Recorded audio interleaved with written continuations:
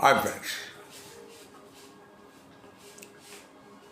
ఇప్పటి రాజకీయ నాయకులు ఎవరైతే అధికారంలోకి వచ్చి మంత్రులు, ముఖ్యమంత్రులు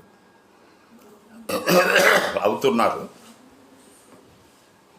వాళ్ళు ప్రజాధనాన్ని తమ ఇష్టం వచ్చినట్టుగా ఖర్చు చేయొచ్చు అన్న భావనలో ఉన్నారు.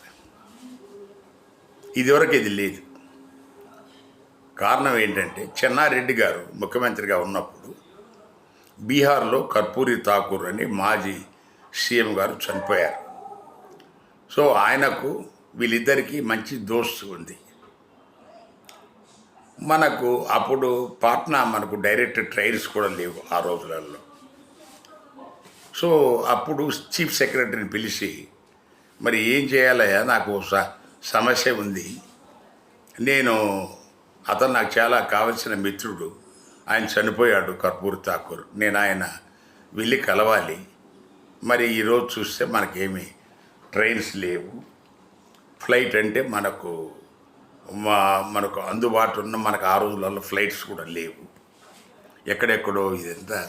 మరి ఏంటి దీనికి పరిష్కారం, నాకేమన్నా పరిష్కారం చూపగలవు అంటాడు.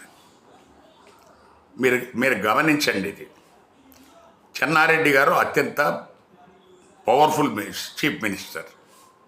సో ఆయన చీఫ్ సెక్రటరీని అడిగాడు. దాని తర్వాత చీఫ్ సెక్రటరీ గారు అంటారు, మనము జనరల్గా private engagement of hiring of air craft కొన్ని సందర్భాల్లో చేయొచ్చు సార్, నేను మేనేజ్ చేస్తానండి, మీరు వెళ్ళిరండి, ఐ విల్ మేనేజ్ అని అంటాడు. సో ఆయన ఆ రకంగా వెళ్ళి వచ్చినాక మళ్ళీ చాలా థ్యాంక్స్ అయ్యా, నాకు టయానికి అక్కడ వెళ్ళడానికి అవకాశం కల్పించావు అని చీఫ్ సెక్రటరీతో అంటాడు చెన్నారెడ్డి గారు.